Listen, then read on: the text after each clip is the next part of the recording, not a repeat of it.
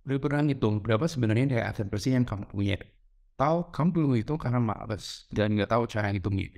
Sebenarnya dengan tahu berapa juga aset bersih yang kamu punya atau bahasa kerennya net worth asset, kamu bisa men-tracking apakah aset kamu bertumbuh tiap bulan atau malah pentingnya buat tahu kekayaan bersih juga menjadi kunci buat kamu untuk tahu apakah aset kamu masih bisa dimaksimalkan atau sebenarnya pertumbuhannya di bawah inflasi tiap tahun.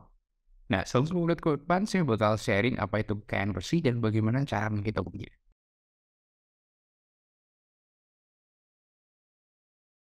Hai, saya Nur Adel Sam, buat kamu dapetin insight tentang investasi yang bisa bikin kamu cuan. Ini cara saya menghitung nilai aset bersih. Pertama, kumpulin aset yang kamu punya. Nah, aset di sini semuanya ya, jadi yang termasuk aset yang kamu gunakan. Konsepnya mungkin akan berbeda dengan konsepnya Robert Kiyosaki yang menyebutkan tentang aset dan liabilitas, di mana aset adalah sesuatu yang menghasilkan uang, dan liabilitas adalah sesuatu yang kita keluar uang. Nah, sedangkan di perencanaan keuangan, definisinya tidaklah seperti itu. Jadi, aset itu adalah sesuatu yang kamu miliki dan ada underlying assetnya, bahasa kerennya, kemudian aset itu uh, jenisnya ada banyak, ya nanti saya bakal sharing, dan sedangkan liabilitas adalah kewajiban atau utang, seperti itu. Jenis-jenis aset tadi, itu ada yang pertama, ada namanya aset liquid. Ya kan kalau aset liquid misalnya tabungan, berapa saat yang memiliki, kemudian uang cash yang kamu pegang di dompet saat ini, deposito, saldo di wallet, mulai dari OVO, GoPay, Dana, ShopeePay, ataupun valuta asing, yang misalnya kalau kamu punya US dollar, euro, yen, itu juga bisa dimasukkan sebagai kategori aset liquid. Selain itu ada juga reksadana pasar uang, itu dijumlahkan dan dihitung menggunakan nilai sekarang, ya.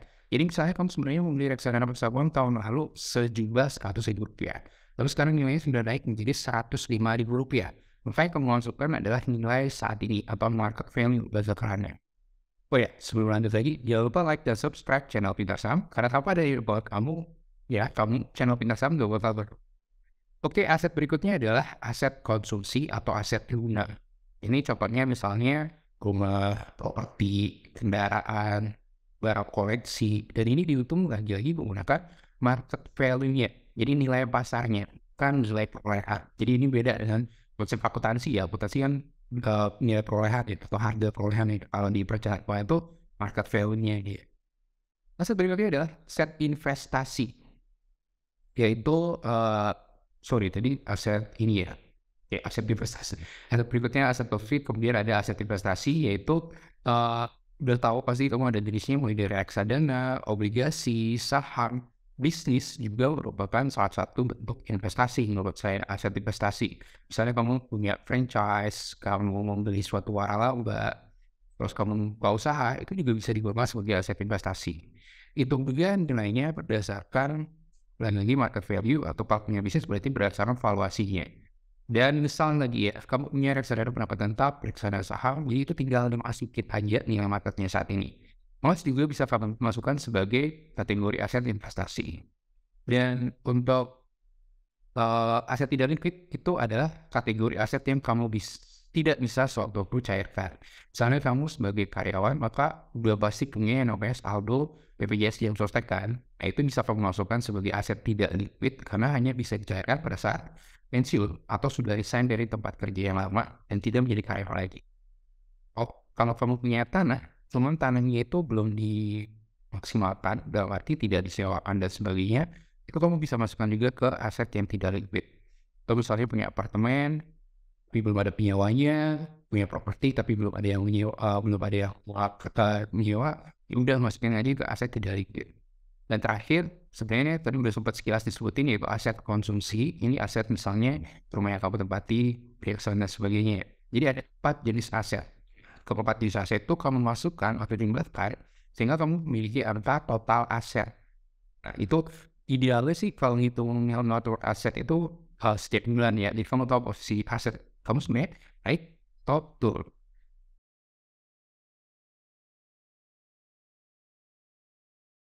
Oke, next step adalah hitung semua kewajiban yang kamu punya. Hutang. Jadi hutang itu kita bisa bagi dua. Kamu bisa bagi dua, jangka pendek dan jangka panjang. Contohnya jangka pendek adalah kartu kredit, kredit Pak Agunan, KTA, kur juga bisa masukin ke jangka pendek atau pay later. Nah, itu bisa masukin ke jangka pendek. Sedangkan untuk kategori jangka panjang misalnya KPR, kredit pertama, ya, itu bisa kamu masukin ke kredit jangka panjang, itu tinggal ditotalkan saja sisa atau baki debitnya. Jadi sisa utangnya ya, jadi bukan total utangnya, tapi sisa posisi utangnya saat ini. Kemudian net worth asset caranya adalah kamu mengurangi total aset tadi dengan total kewajiban, sehingga dapat angka realnya, angka precise-nya bahwa ini loh net worth asset saya, gitu. Nah, pertanyaan berikutnya adalah berapa sih jumlah net worth asset yang ideal di Indonesia? Oke, di sini, memang belum ada di Indonesia memang belum ada penelitian tinggi terkait hal tersebut. Jadi saya coba menyertakan data di US sana, ya meskipun memang tidak peer to peer ya jadinya, maksudnya tidak apple to apple ya, karena US dengan Indonesia kan, masih agak besar jarak ini ya, pendapatan per kapitanya. Jadi, mereka menggunakan median, bukan rata-rata dalam hal, menghitung range network asset yang ideal. Karena kan kita tahu banyak triliuner dunia di US ya. Sehingga, kamu juga bisa cek datanya di website TikTok berapa network asset yang ideal.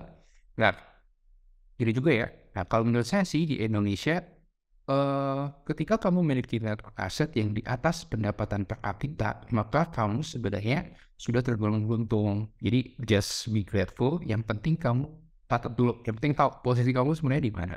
Next saya bakal bahas tentang alokasi aset dan apakah aset kamu menurut sudah maksimal. Thank you udah nyaksiin video ini, semoga sehat dan cuaca selalu buat kamu.